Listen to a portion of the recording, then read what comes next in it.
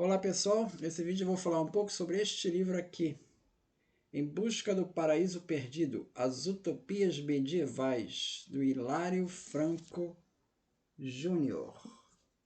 Ele é um livro publicado pela editora Atelier em 2021, São Paulo. Ele foi uma sugestão do Cláudio Bersot, do canal Caminhos do Imaginário. Ele fez uma live, né, com o professor Hilário, e a partir dali eu comprei o livro. Então eu vou falar um pouco de alguns pontos, né? O meu objetivo aqui não vai ser fazer um resumo do livro, até porque ele fala muitas coisas, né? Vou destacar algumas coisas do livro, né? Bom, esse termo utopia, ele foi cunhado, né, pelo Thomas Moros, que publicou o livro Utopia, em 1517.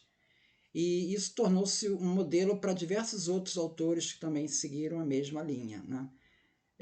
O Hilário Franco destaca que não foi coincidência o fato de que esse livro Utopia, do Thomas Moros, e a Reforma Protestante de Lutero teria ocorrido no intervalo de apenas um ano, porque em ambos os casos existe uma tentativa de retorno a um cristianismo primitivo.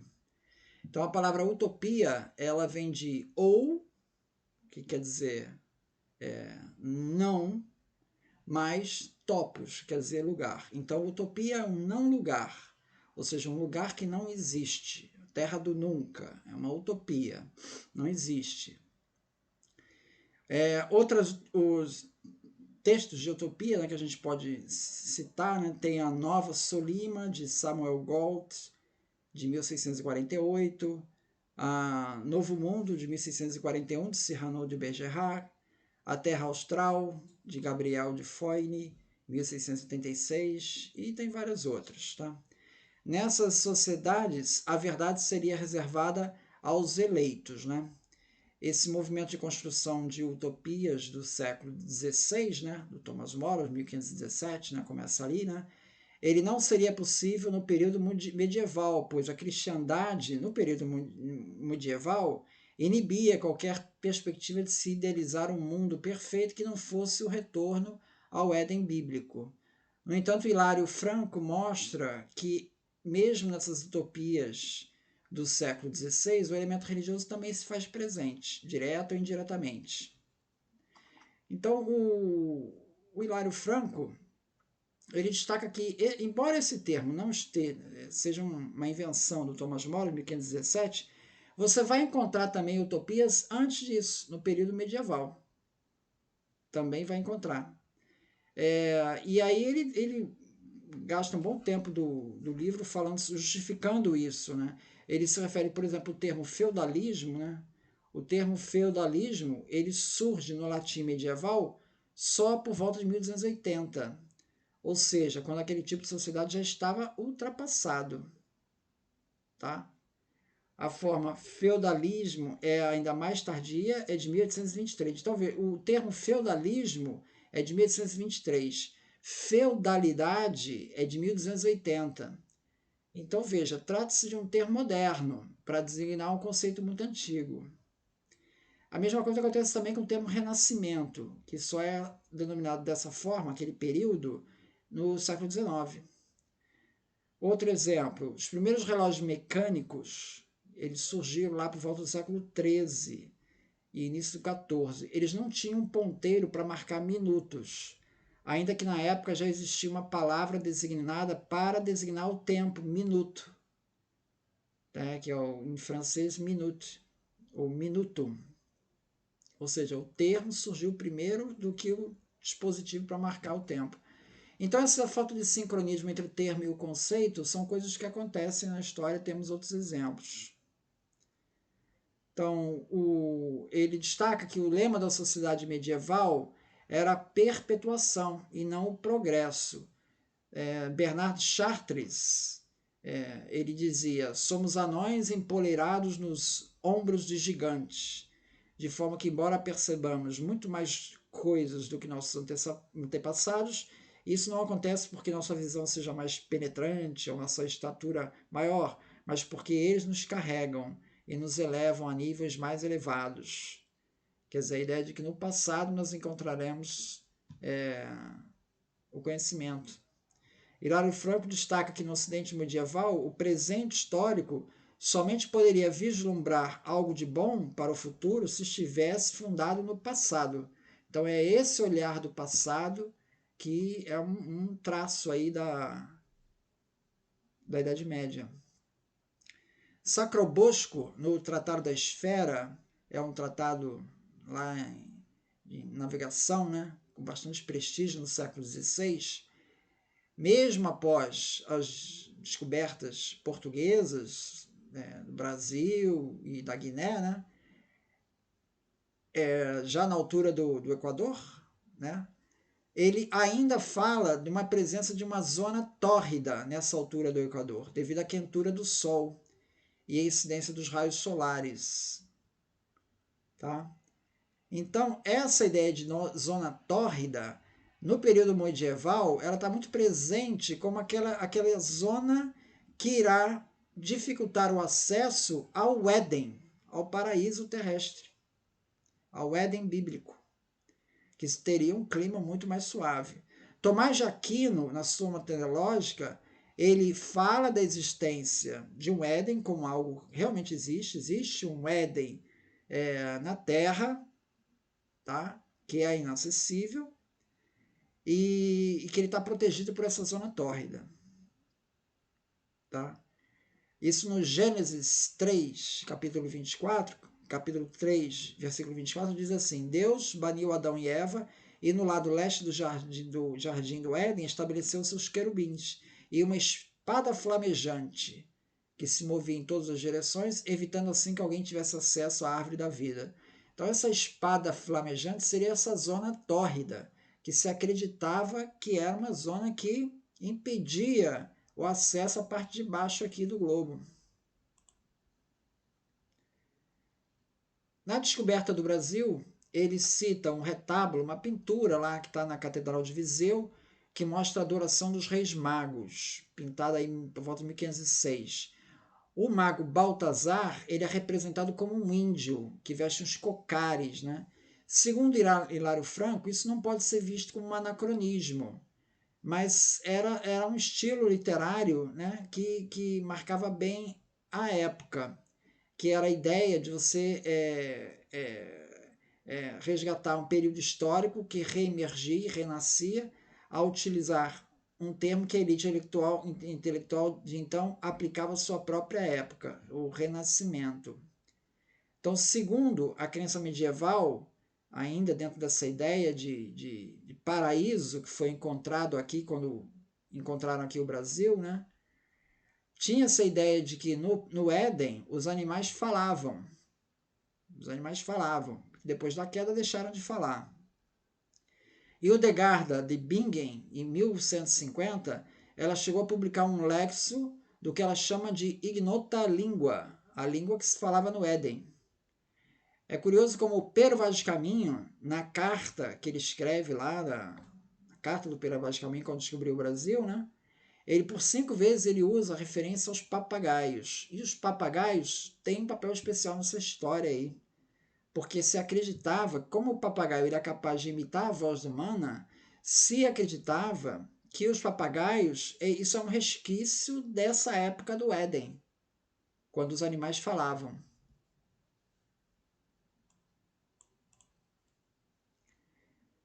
Então, outro conceito que também bastante presente medieval era a ideia de que Adão deveria ser enterrado no centro da terra, tá? Então, e em Jerusalém. Então, São Jerônimo, igualmente se refere a Jerusalém como um umbigo do mundo. Em 1680, o bispo gaulês Arculfo relata que em Jerusalém existe uma grande coluna que não produz sombra quando o sol está ao meio-dia, no solstício de verão, que seria uma prova de que ele está no umbigo do mundo. Então, em 1095, quando da convocação da Primeira Cruzada, o monge Roberto narra os acontecimentos em torno da conquista de Jerusalém. Ele diz assim: o umbigo do mundo, uma terra mais frutuosa do que qualquer outra, uma terra que é outro paraíso de delícias. Então, veja, Essa ideia de que Éden é um lugar que existe, está localizado abaixo dos trópicos, a ideia de que Jerusalém é o umbigo do mundo, tudo isso faz parte do imaginário aí da Idade Média. Bom, entre tais movimentos utópicos, né, nós encontramos alguns de origem pagã, como por exemplo o Reino do Graal ou a Terra das Amazonas. Alguns de origem laica, como o Império do Preste João, né, um rei mítico católico que governaria na África, ou até mesmo as histórias de Robin Hood. De tendência anti-eclesiástica, nós temos as utopias do País da Cocanha, a Festa dos Loucos, e também temos as utopias claramente heréticas, como a dos cátaros ou do adamismo. Então, veja, esse termo de utopia, na Idade Média, você vai encontrar diversas ênfases aí, né? O termo utopia, ele passou a assumir uma conotação pejorativa somente após 1848, quando Marx e Engels eles rotulam o socialismo de Fourier, de Owen, como socialista utópico, né, dando uma conotação negativa. Até então não tinha essa conotação negativa. Outro aspecto interessante que ele fala no livro também, da Idade Média, né, é quando ele cita que o Gilberto de Nogent, ele conhecia sua data de nascimento, em 1055, porque era num sábado de Páscoa. Normalmente, as pessoas não sabiam a sua data de nascimento e nem comemoravam o nascimento. Não tinha esse hábito de comemorar o nascimento.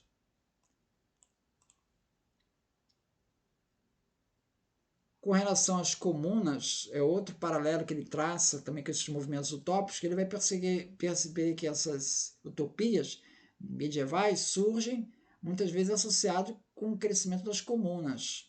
As comunas, elas são vistas de uma maneira bastante negativa pela alta burguesia, pela igreja, e tinha um caráter bastante negativo no mundo urbano, porque na cidade, a Bíblia, Gênesis capítulo 4, versículo 17, mostra que a primeira cidade foi fundada por Caim, e Caim pecou, né? Então é fruto do pecado. A cidade, vida na cidade, a vida urbana é uma vida do fruto do pecado, desde a sua origem. Então o clero tem uma postura bastante hostil com as primeiras comunas, olhava com desconfiança o surgimento e a ascensão dessa burguesia, tá? E vários movimentos de revolta nessas comunas, contra essas comunas, vão acontecer em Cremona, em 1030, em Parma, em Mantua, em Milão, 1050, em Cambrai, 1077, em Beauvais, 1099, Laon. Então, Hilário de Franco mostra que as comunas urbanas promoviam a autonomia e liberdades individuais, especialmente na Itália, onde elas obstacularizaram o conceito de liberdade nacional. Então, ela buscava sempre uma liberdade regional. Outra questão, a questão do tempo, né? Embora a ideia cristã de uma queda, redenção e juízo final traz uma ideia de linearidade no tempo, você ainda tinha dentro da própria igreja um conceito de circularidade, quando está presente, por exemplo, o calendário litúrgico, que você divide as principais ocorrências lá da religião ao longo do ano e comemora aquilo ano após ano. Então há uma certa circularidade nesse calendário religioso, né? Então o tempo utópico, ele é claramente nostálgico. Ele busca recuperar um passado glorioso, perdido, idealizado. Então, Deus, como um ser eterno e infinito, ele não está sujeito a essas limitações de espaço e tempo. Segundo Jacques Legoff, ele diz assim: o futuro estava atrás deles, o que reforça o componente nostálgico. O Hilário Franco vai dizer o seguinte, né, abre aspas, perversão radical da situação presente, que é sempre meta de toda utopia, e de toda heresia, fenômenos nostálgicos, puritanos, pessimistas e egolátricos.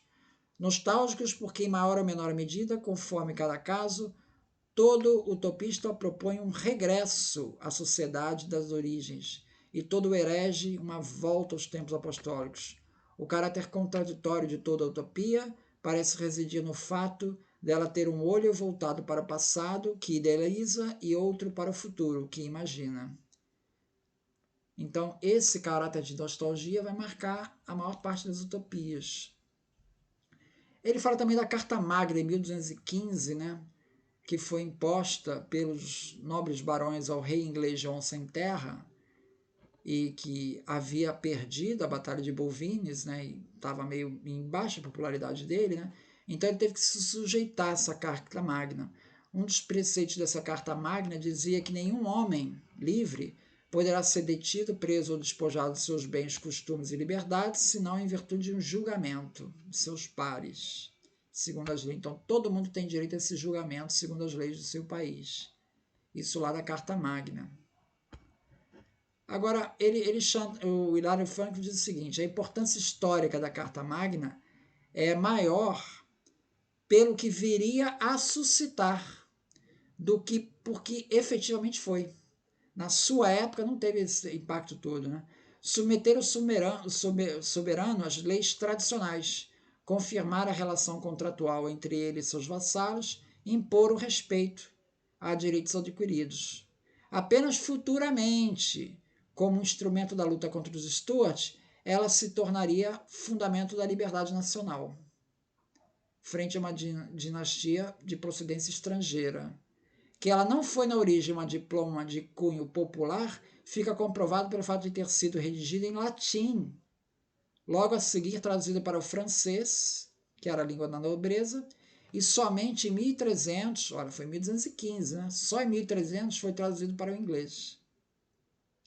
Na versão impressa, ela apareceria só em 1508, em latim e em inglês em 1534. Nicholas Vincent destaca que a democracia era um conceito que teria sido decididamente horripilante para os criadores da Magna Carta. Então veja que coisa curiosa, né? Ou seja, deu-se um conceito novo para a Magna Carta que não estava lá na origem. Bom, nesses movimentos utópicos, o Hilário Franco vai mostrar que eles muitas vezes vão surgir paralelo a revoluções sociais. E aí ele fala do levante do Sionp, que era uma revolta aí dos trabalhadores de lã para eles conseguirem direito ao voto no governo da cidade. E na lista dos principais líderes do movimento você tinha trabalhadores de lã, taberneiro, padeiro, serralheiro. Esse termo Sionp, ele é claramente pejorativo e remete às classes mais baixas, que estavam excluídas do sistema político. Na época, os artesãos eles eram divididos em 21 corporações. Né? A maior delas é a chamada Arte da Lana. Cerca de 1/3 da população de Florença se dedicava à produção de lã. A revolta fracassou logo após algumas semanas, no entanto, algumas concessões foram feitas, ao se garantir alguma representatividade para as classes mais baixas. Muito embora tais conquistas tenham durado apenas 4 anos. Então, diversas outras revoltas também foram mencionadas em Toulouse, Reims, Paris, tudo na mesma época, tá? Então, isso também está dentro do contexto dessas utopias medievais que surgem. Em 1231, Inocêncio III estabelece a Inquisição para julgar os hereges cátaros, né? Hereges marcando o apogeu da força apostólica do papado em Roma no combate aos cátaros do Languedoc e a destruição de Montségur em 1244. Ela lutou contra os cátaros, né? É interessante que nessa batalha final em Montségur, num castelo que fica no morro, né? Foram 223 pessoas acabaram presas e mortas na fogueira. Segundo Hilário Franco, o impacto maior disso foi pela própria doutrina dos cátaros, que era uma doutrina do tipo dar a outra face. Eles não ofereciam muita resistência. Eles não consideravam lícito matar quem quer que seja. Isso acabou os deixando vulneráveis aos seus inimigos. de modo que a sua defesa acabou ficando restrita a mercenários que eles contratavam e algumas dezenas de guerreiros cátaros. Então, a cena típica, né, é enquanto os católicos vinham para extirpar a heresia, os cátaros ficavam nas igrejas rezando e morreu todo mundo. Então, esse aspecto muitas vezes é ignorado nessa história dos cátaros, né? Cátaro é uma das utopias que são descritas. O Hilário Franco ele destaca que para um homem medieval, reflexo de uma cultura baseada na oralidade, a memória é o que estabelece a sua identidade. Então não se pode perder de vista que, prolongando o judaísmo, o cristianismo é a religião da memória. Segundo São Boaventura, ele dizia o seguinte: da memória nasce a inteligência, que é como sua filha, porque só entendemos quando a imagem conservada pela memória se reflete na inteligência, que é o verbo. Etimologicamente, a palavra recordar remete a coração. Então, memorizar é guardar no coração. Aprender de cor, aprender de coração. Conhecer de cor. Então, é uma expressão que remete a coração. Santo Agostinho explica que a ideia de eternidade e incorruptibilidade em Deus, ela se contrapõe à ideia de mutabilidade do tempo humano. Então, esse conceito se aproxima da incorruptibilidade do corpo dos santos. Por quê? Para eles o tempo não passa. Tá? Então, tempo passar significa corrupção. Então, os santos vivem num eterno hoje. Esse conceito se aproxima ao de uma máquina de movimento contínuo, que é outra busca também que se fazia na época. O livro não explora muito, né? Que é essa questão de você buscar uma máquina de movimento contínuo. Baseado em quê? Tempo permanece, o tempo não passa. Na epístola do Prestes João, há uma descrição de uma lâmpada acesa alimentada por um bálsamo que ilumina o apóstolo Tomé e que não se consome nunca. Novamente aquela ideia do corpo incorruptível, do tempo que não passa. Bom, outras características dessas utopias, né? Ela está presente no meio popular, né? E aí ele vai citar dois casos, que basicamente é o carnaval, né? Que é descrito lá pelo Batikin, e pela cultura popular, pela oralidade, pelas tradições orais, que isso está descrito no livro do Carlos Ginzburg, Queijos e Vermes, né, que eu tenho até um vídeo aqui no canal falando sobre ele. Então isso mostra que essas utopias elas tinham penetração nas camadas populares da Idade Média. Outro ponto que ele destaca é que a descoberta das Américas, tá? Ela não teve um impacto imediato na mentalidade europeia ou na vida cotidiana do europeu ou nas suas estruturas econômicas fundamentais. Foi somente a partir de 1660 que a América estaria plenamente integrada à paisagem mental europeia. Bom, o livro, eu achei interessante que ele também faz um link com o Paul Veyne, né, que é um livro também que eu tenho um vídeo aqui no canal, de Os Gregos Acreditavam nos Seus Mitos, e que ele destaca que uma dada época frequentemente sofre influência de diferentes mentalidades, algumas das quais vestígios de um período passado. Segundo Paul Veyne, existe uma pluralidade de programas de verdade através dos séculos, que comportam diferentes distribuições de saber, e são esses programas que explicam os graus subjetivos de intensidade das crenças, a má-fé, as contradições no mesmo indivíduo. Então, veja, você tem diferentes modelos, né, mentais para uma mesma época, tá? Então, isso vai ser uma coisa bastante comum e você nunca pode perder isso de vista, né? Isso, outro vídeo aqui do canal que eu falo também do Pierre Berger, né? Que ele fala sobre a secularização da religião, né? Que ele mostra isso, que você pode ter mesmo utopias do passado ainda presentes hoje, tá? E ativas hoje, com a modernidade, no mesmo período. Então isso também o Hilário Franco vai mostrar essa multiplicidade, né, de mentalidades presentes numa mesma época. Então, é isso então. Muito obrigado então.